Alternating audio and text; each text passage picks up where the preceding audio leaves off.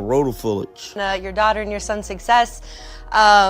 We got to start with one of your other, I guess, maybe, previous daughters, top athletes from Iowa. Of course, I'm talking about Caitlin Clark. Wow is all I can say. I mean, I can't imagine what the last 12 months have been like for her, but it seems like she handles every single piece of adversity thrown her way with poise and class. So in your opinion, how do you feel like she's handled it all, and have you had a chance to speak with her much? Oh, I get to speak with her, absolutely. Sometimes during games, we'll text each other and talk about how the game flow is going, the Iowa Hawkeye games are going. But no, I think she's handled this. The image is indelible. Caitlin Clark, 35 feet from the basket, the ball a blur leaving her fingertips, the net snapping as it finds its home, the roar of a sold-out arena, a sea of black and gold, a nation watching. She is the most famous women's basketball player in history, a generational talent who didn't just break records but shattered the very ceiling of her sport's popularity. For 4 years at the University of Iowa, her coach was Lisa Bluder, steady, successful, respected, but now forever linked to this meteor. In the glow of that meteoric rise, the natural assumption is that the greatest challenge was harnessing that otherworldly talent. The narrative often suggests the difficulty must have been in managing a superstar's ego, in corralling a diva, in balancing the needs of one against the needs of the many. But in a revealing post-retirement interview, Lisa Bluder, speaking with a candor afforded by distance and accomplishment, painted a far more nuanced and profound picture. Her words peeled back the glittering surface of Caitlin Clark's college career to reveal the foundational tremors beneath the real, unspoken trials of coaching a legend in the making. This wasn't a story of managing ego. It was a story of constructing a leader in a vacuum and insulating a human being from a hurricane of noise. Bluder's quiet retirement after Clark's senior year, at the very pinnacle of the program's success, was a final, elegant act of stewardship. Now, breaking her silence, she offered not just a postscript, but a masterclass in modern coaching, revealing that her greatest tasks were not what we all watched, but what we never saw. The origin point of Caitlin Clark's college career was not a raucous Hilton Coliseum or a buzzing Carver Hawkeye Arena. It was silence. She arrived in Iowa City in 2020, a highly touted freshman with a scoring repertoire that seemed downloaded from a video game, into a world stripped bare by the COVID-19 pandemic. Her introductory season was played in front of cardboard cutouts, scattered family members, and the hollow echo of a dribble in an empty gym. It was hard to build relationships during that time. Bluder would later note, a simple statement that contains multitudes. Think about the inherent contradiction of that moment. Here was a player whose game was pure, combustible energy, deep threes that ignited crowds, audacious passes that sparked delirium. Her engine was fueled by Sometimes this is a 22-year-old, right? She's been named Time Female or Athlete of the Year and has had all kinds of things coming at her from all different types of directions. And, with that publicity becomes some haters always, and that's unfortunate. But we really work hard at Iowa on putting the blinders on and just being able to be very tunnel visioned, and I think it's helping her right now. Yeah, and you just said it, just named Time Player of the Year. I'm not sure if you're surprised, especially when you consider her impact not only on the WNBA, but sports as a whole. So I feel like some still don't see it. Competition and atmosphere. Yet, she was asked to find that motivation in a sterile, silent bubble. For a young athlete, used to being the centrifugal force of every team she'd ever been on, the sole alpha capable of deciding outcomes single-handedly since her days in West Des Moines, this isolation reinforced her most ingrained instinct: do it yourself. It was hard to develop Clark as a leader, Bluder explained, because Clark's natural instinct was to do everything herself. In an empty gym, with no roaring crowd to elevate teammates, the calculus is simple and isolating. I am the best player here by a mile. The safest, most reliable path to victory is for me to take every big shot, make every key play. This wasn't selfishness. It was a programmed response to a lifetime of being the solution. The pandemic environment didn't challenge that programming. It cemented it. Leadership, in the truest sense, requires trust. Trust that your teammate will be in the right spot. Trust that they can make the open shot. Trust that the collective unit is stronger than its brilliant individual part. How do you teach trust when there is no communal energy to bind you? When the only feedback is the scoreboard and the only sound is your own voice? Bluder's first monumental task, therefore, was not to unleash Caitlin Clark, but to gently, deliberately deconstruct her. She had to break down the one-woman army mentality that had been rewarded at every level and rebuild in its place the architecture of a floor general. This required a profound psychological shift. She had to convince the most potent offensive weapon the women's game had ever seen that sometimes the most powerful thing she could do was not shoot, that her legacy would be defined not just by points scored, but by points created, that her greatness would be magnified, not diminished, by the success of those around her. This was coaching as subtle persuasion. It involved film sessions where they highlighted passing lanes instead of scoring opportunities. It involved practice drills designed to force balls. But when you hear things like what Washington Mystics co-owner Sheila Johnson said, criticizing the choice of Caitlin for that award, I mean, what was your reaction to that? Oh, it's silly to me that anybody's trying to take away from something that's so good in your sport right now. I mean, this is a person that's really helped athletics, helped women's sport in a way that nobody has helped women's sports maybe since Billie Jean King. So let's get on the bandwagon and help her out, make her life a little bit easier, because she is helping all of us. And sometimes, you know, we used to tell our team, listen, when Caitlin's light shines on her, it shines on all of us. And I think everybody else needs to embrace that a little bit better. Yeah.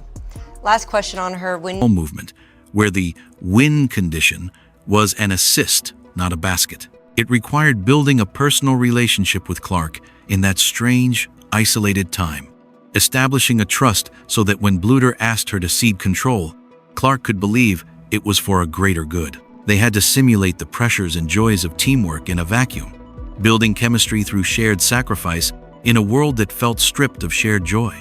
The success of this project is visible in the arc of Clark's career statistics. The scoring was always there, a roaring, constant river. But watch the assists. They grew from a strong 7 per game as a freshman to a nation-leading 8.6 as a senior. She didn't just become the NCAA's all-time leading scorer. She finished as its all-time assists leader. This duality is not a coincidence. It is the result of deliberate, painstaking coaching. Bluder helped Clark understand that making Monica Chinano or Kate Martin or Gabby Marshall better wasn't an act of charity. It was a strategic evolution. A defended Clark was phenomenal. An undefended Clark, with defenders paralyzed by the threat of her passing, was unstoppable. The Logo 3 became more lethal because opponents had to fear the pocket pass to a rolling post player just as much. By the time the crowds returned, something fundamental had changed. Caitlin Clark was no longer just a scorer operating in a team framework. She was the conductor of an orchestra, aware of every instrument's tone and tempo. The energy of those packed arenas no longer just flowed to her. It flowed through her, to every player on the floor. The leader that was so hard to cultivate in the silence had been built, piece by piece, in the quiet. When the noise finally came, she was ready to channel it. If the first challenge was fought in eerie quiet, the second erupted in a deafening cacophony. By her junior year, and certainly by her senior season, Caitlin Clark was no longer just a college basketball player. She was a cultural phenomenon. Iowa games were not just contests. They were events, selling out NBA arenas, shattering television. Last season, things were already hitting stratospheric levels when you talk about her fame. So how did you personally help keep her kind of calm and focused and on the main goal of really helping the team make it to the NCAA tournament? You know, she's really goal-driven, and so if she thinks something's going to help her achieve the success, that team success, she's all on board. It was really easy keeping her focused on the prize. And I think her family, her parents are really good. They kept her grounded. So it really wasn't that hard of a challenge for us. We all knew what we wanted to do, and we tried to eliminate a lot of those outside distractions and focus on what we were doing, and that was trying to get another chance. Ratings records and commanding the lead on SportsCenter. She was on the cover of Sports Illustrated, in national commercials, the subject of water cooler debates and presidential tweets. The attention was unprecedented, not just for women's basketball, but for college athletics, period. With that fame came a crushing, multi-directional pressure. The media wanted endless access. Sponsors wanted her time. Every opposing fan base painted her as the villain. Every shot, every gesture, every interaction with a referee was dissected on social media and talk radio. Haters, as Bluder bluntly put it, were an inevitable byproduct. But it was more than just anonymous trolls. It was commentary from across the sports landscape, some questioning whether her style was good for the game, others debating the merits of her awards, like Washington Mystics co-owner Sheila Johnson's public critique of her ESPY. The noise wasn't just loud. It was complex, layered with admiration, envy, analysis, and outright hostility.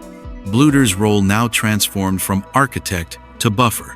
"We really work hard at Iowa on putting the blinders on," she said, just being able to be very tunnel-visioned. This tunnel vision was not a metaphor. It was a survival strategy, a meticulously maintained psychological space. The coaching staff became gatekeepers, intentionally limiting external demands to protect Clark's mental. And for me, like, coming into these arenas and these environments, like, I look around and it's incredible. Like, it really is. Like, I don't show up and expect, like, these crowds. Like, sure, like, maybe you've gotten a little bit used to it, but for me, like, that's not anything that ever gets old. It really is something that's really cool, like, especially as a young girl who grew up going to games. And, you know, as a young girl, if I would have came to a game in a building like this and seen this type of crowd, I think I would have been kind of in heaven. So for myself, I think it makes me really happy. It makes me smile. It gives me a lot of joy to just see the impact that I've been able to have, my teammates have been able to have, women's basketball players all across the country have been able to have, and I hope it continues to grow, because I feel like this league is really just, you know, scratching the surface. There's so much that can continue to improve and continue to get better, and I hope I'm a part of that going forward, and, you know, just being an advocate for every single person in this league, and, you know, keep pushing this thing forward and enjoy bandwidth, saying no to lucrative media opportunities, shielding her from the endless interview requests, structuring her schedule to preserve moments of normalcy. These were critical, unglamorous acts of coaching. But Bluder knew that walls alone weren't enough. You had to fortify the person inside them. Here, she highlighted what may have been the most crucial element of all: Clark's family. Her parents are really good, Bluder said. They kept her grounded. This was the anchor. In a world that constantly sought to redefine Caitlin Clark as an icon, a revolutionary, a target, her family knew her simply as Caitlin. They provided a reality check untouched by fame, a love unconditional on performance. They were the constant reminder of the goofy kid Bluder described, the one who hadn't gotten a big head. Within the team, Bluder engineered a culture that framed Clark's stardom as a collective asset, not an individual burden. "We used to tell our team, listen, when Caitlin's light shines on her, it shines on all of us," Bluder revealed. This was a masterstroke of leadership. It proactively neutralized potential jealousy or resentment from teammates who could have felt overshadowed. Instead, Bluder reframed the narrative. Clark's spotlight was their spotlight. Her record-breaking games meant national TV exposure for everyone. Her magazine covers drew attention to the program, raising the profile of every player in it. This philosophy transformed what could have been a source of division into a powerful, unifying force. The team's buy-in was evident in their unselfish play and palpable camaraderie. They celebrated her milestones as their own, because Bluder had made it clear that they were. The focus was always laser-locked on the ultimate goal: a national championship. She's really goal-driven. Sometimes this is a 22-year-old, right? She's been named Time Female or Athlete of the Year and has had all kinds of things coming at her from all different types of directions. And, you know, with that publicity becomes some haters always, and that's unfortunate. But we really work hard at Iowa on putting the blinders on and just being able to be very tunnel visioned, and I think it's helping her right now. Yeah, and you just said it, just named Time Player of the Year. I'm not sure if you're surprised, especially when you consider her impact not only on the WNBA, but sports as a whole. So I feel like some still don't see it that way. Like you mentioned, there's always going to be haters. But when you hear things like what Washington Mystics co-owner Sheila Johnson said, criticizing the choice of Caitlin for that award, I mean, what was your reaction to that?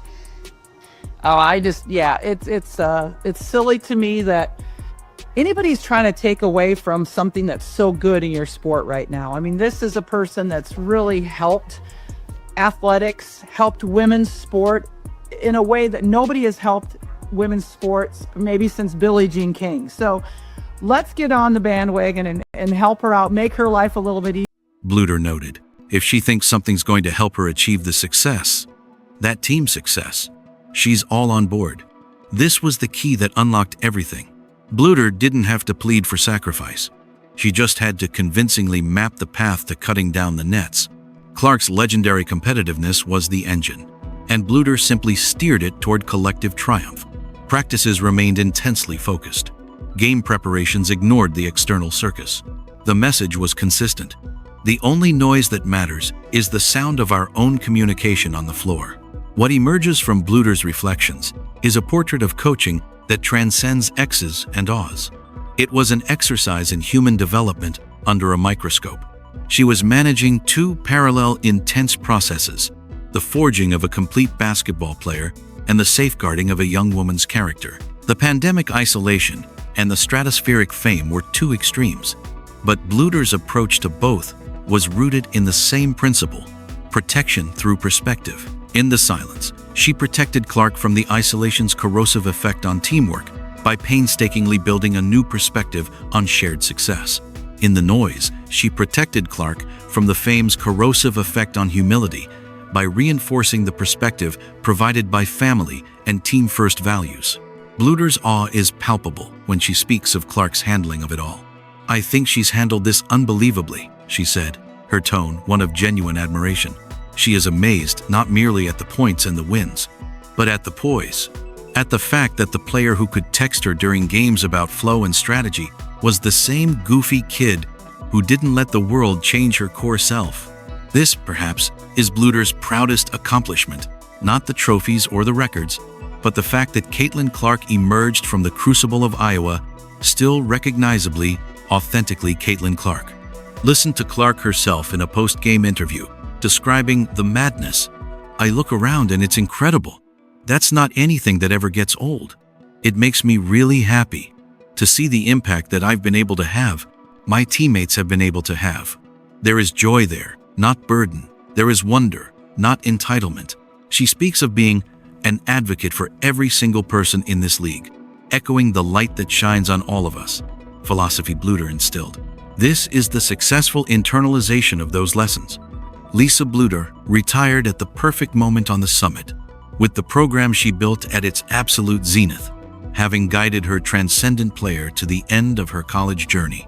Her retirement was the final act of stewardship, avoiding any potential narrative of decline or the impossible task of following the act. Her interview now serves as a vital decoder ring for understanding both the past and the future. For the past, it clarifies that the story of Iowa's rise was not a simple tale of a star carrying a team. It was a complex, deliberate construction of an ecosystem that could simultaneously amplify and protect exceptional talent. It was about building a leader in a void and insulating a phenomenon from a storm. For the future, it provides the lens through which to view Caitlin Clark's WNBA career. The challenges Bluder identifies: the noise, the pressure, the demand on one's character have not lessened. They have intensified. The professional landscape is even more merciless, the scrutiny even sharper, the veteran's resistance to a rookie hype even more fierce.